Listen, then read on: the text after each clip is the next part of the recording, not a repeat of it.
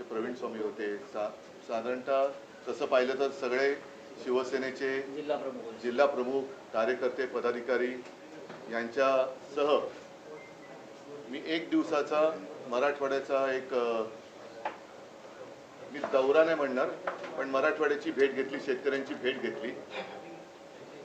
कारण तुम्हाला सर्वांना कल्पना आहे आजपर्यंत काय आसमानी संकट आलेलं नाही अशातला भाग नाही, आपत्ती आलेली नाही अशातला भाग नाही, परंतु यावेळेची आपत्ती ही भयानक आणि भीषण आहे. जणू काही आभाळ फाटलं म्हणजे काय हे दाखवणारी परिस्थिती आहे. आणि मी तुमच्याशी आत्ता बोलतोय याही वेळेला मराठवाड्यात काही भागामध्ये जोरात पाऊस सुरू आहे. या पावसाने हातातोंडाशी आलेला शेतकऱ्याचा घास, आता हा केवळ शेतकऱ्याचा घास नाही तर आपल्या सगळ्यांचा घास हा अतिवृष्टीने हिरावून घेतलेला आहे. अनेकांच्या जमिनी खरडून गेलेल्या आहेत, पिकं तर उद्ध्वस्त झालीच, घरदारं वाहून गेलेली आहेत. जे मुलं बाळ आहेत त्यांची दप्तरं, वह्या, पुस्तकं, एका अर्थी तसं पाहिलं तर अख्खं आयुष्य त्यांचं वाहून गेलेलं आहे. आणि या संकटात भरीसभर म्हणून त्यांच्या डोक्यावरती कर्जाचं ओझं आहे. आपल्याला आठवत असेल आता साधारणतः 1 वर्ष होत आलं किंवा होईल, महाराष्ट्राच्या विधानसभा निवडणुका होत होत्या. तेव्हाही शेतकऱ्यांमध्ये असंतोष होता. तो असंतोष एवढ्यासाठी होता की त्यांच्या हातामध्ये पीक होतं, सोयाबीन वगैरे पीक होतं, कापूस होता, पण आत्ताचं सरकार तेव्हा होतं आणि हमी भाव देत नव्हते. हमी भाव खूप कमी देत होतं, म्हणून शेतकऱ्यांमध्ये रोष होता. दुर्दैवाने आता असं झालेलं आहे की होत्याचं नव्हतं झालं. पीक जे हाताशी आलं होतं ते पूर्ण उद्ध्वस्त झालेलं आहे.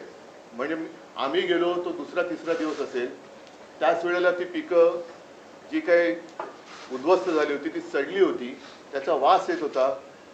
शेतामध्ये शेत जमीन जी आहे त्याच्यामध्ये ढोपरभर चिखल आणि त्याच्यावरती पाणी होतं. शेतकरी धाय मोकलून रडत होते. आणि एकूण सगळे चित्र पाहिल्यानंतर साहजिकच आहे शेतकऱ्यांनी मी गेल्यानंतर आपुलकीने माझ्याशी बोलले, हक्काने माझ्याशी बोलले. आणि तुम्ही जशी आमची कर्जमाफी केली तशी आता कर्जमाफी या सरकारला करायला भाग पडा, हे ते आवर्जून आणि असे आक्रोश करून सांगत होते.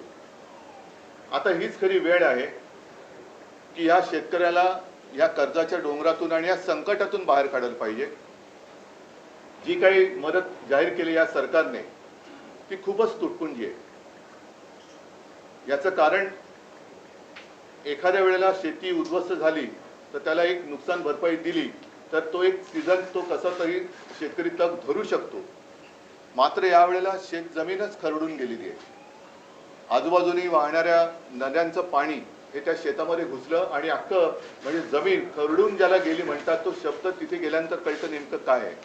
वरचं पीक तर गेलं, जमिनीवरची ती माती गेली आणि अक्षरशः तिथले दगड आणि गोटे मुरुम हे सगळं वर आलेलं आहे.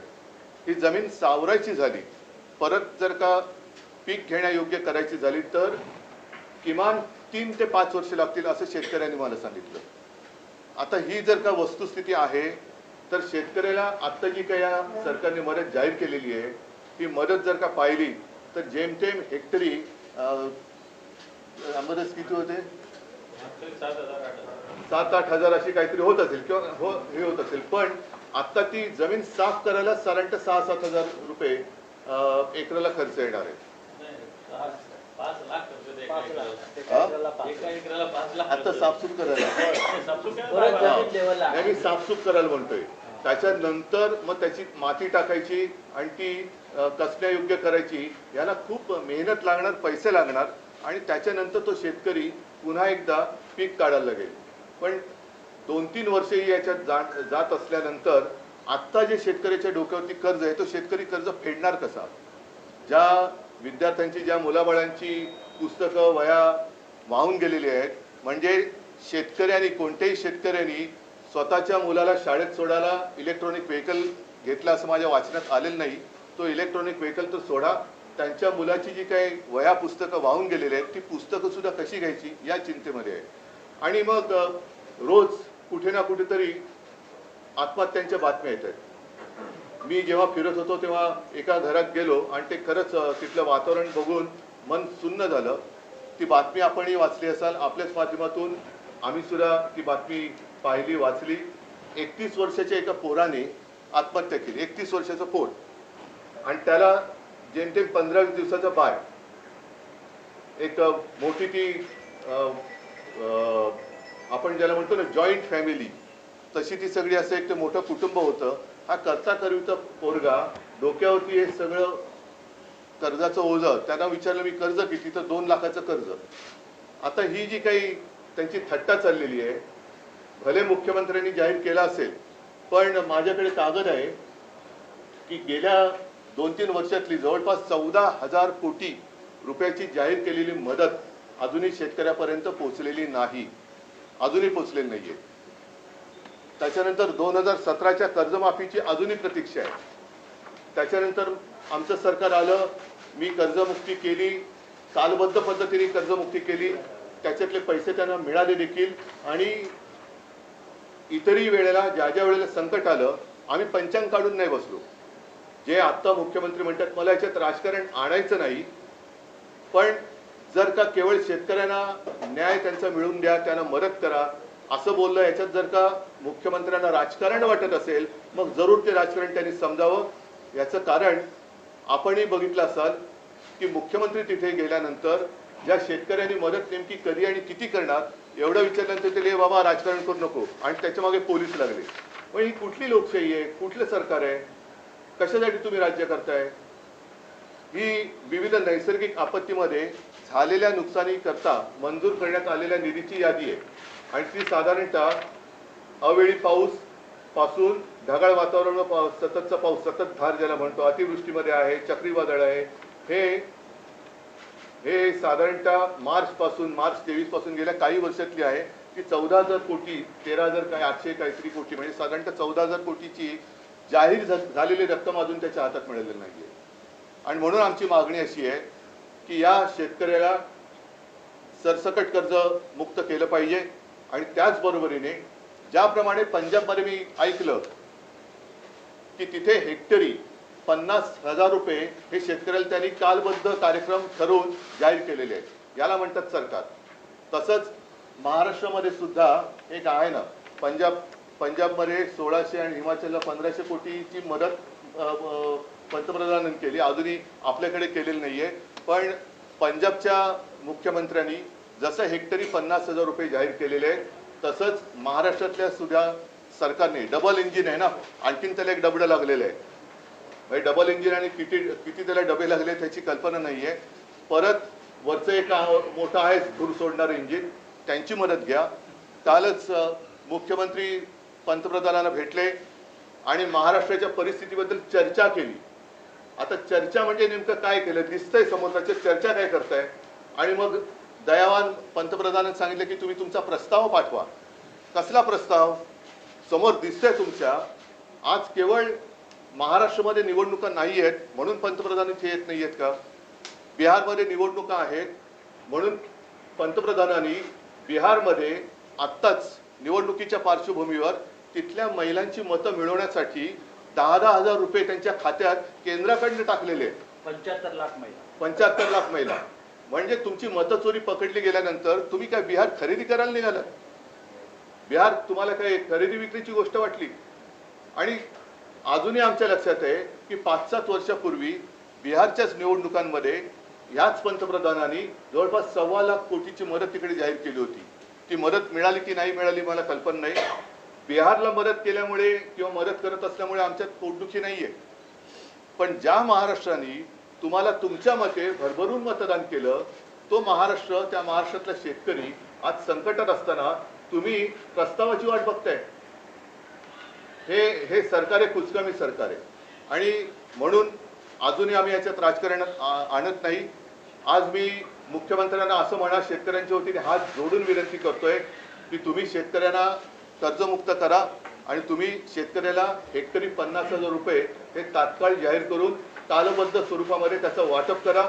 बँकांच्या नोटिसी ज्या शेतकऱ्याला जात आहेत त्या पहिल्या नोटिसी थांबवा आणि त्या कर्जाची जबाबदारी ज्याप्रमाणे हे सुद्धा मी मध्ये वाचलं होतं की काही साखर कारखानदार आहेत त्यांच्याकडे ज्याची थकबाकी आहे त्या थकबाकीदार साखर कारखानदारांच्या कर्जासाठी सरकार जसं थक हमी देतं, स्वतः सरकार हमी राहतं. आत्ताच मला वाटतं काही हजार कोटींची त्यांनी थक हमी दिली. म्हणजे तुम्ही कर्ज बुडवलं तर सरकार जबाबदारी घेईल. तशीच हमी या गोरगरीब शेतकऱ्याच्या कर्जाची आता सरकारने घ्यायला पाहिजे. शेतकरी जेव्हा कर्ज मागायला जातो तेव्हा त्याला सगळं काही गहाण टाकावं लागतं. अगदी बायकोचं मंगळसूत्र जे मोदी सांगत होते की तुमचं मंगळसूत्र चोरून दुसऱ्या कोणाला देतील, त्या शेतकऱ्याच्या मंगळसूत्राची किंमत आता या सरकारला किती आहे हे आम्हाला कळेल. आणि म्हणून या दोन मागण्या आम्ही महत्वाच्या करत आहोत. पीएम केअर फंडची तुम्ही मागणी केली, त्यातनं पैसा द्यावा. तर पीएम केअर फंड संदर्भात काल मुख्यमंत्र्यांनी स्पष्टीकरण देताना म्हटलं की कोरोनासाठीचे जे पैसे होते ते खर्च केले नाही आणि त्यामुळे कॅग म्हणते की कोरोनासाठीचे पैसे होते आणि ते देता येणार नाही. मला आता एका गोष्टीवरती गाढ विश्वास बसलेला आहे की भाजपला प्रशासन चालवता येत नाही. ना केंद्र सरकार म्हणून त्यांना प्रशासन चालवता येतं, ना राज्य सरकार म्हणून प्रशासन चालवता येतं.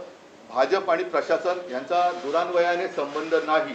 ह्याचं कारण असं, मी याच्यामध्ये अजूनही म्हणतोय की राजकारण आणू इच्छित नाही, पण ज्याप्रमाणे भाजपच्या उत्तर प्रदेशच्या सरकारने गंगेमध्ये जिथे कुंभमेळा केला, ज्या कुंभमेळ्यामध्ये स्नान केल्यानंतर सगळी पापं धुतली जातात अशी एक धारणा आहे, त्या गंगेमध्ये यांनी तिथे मृत्युमुखी पडलेल्या करोनाग्रस्त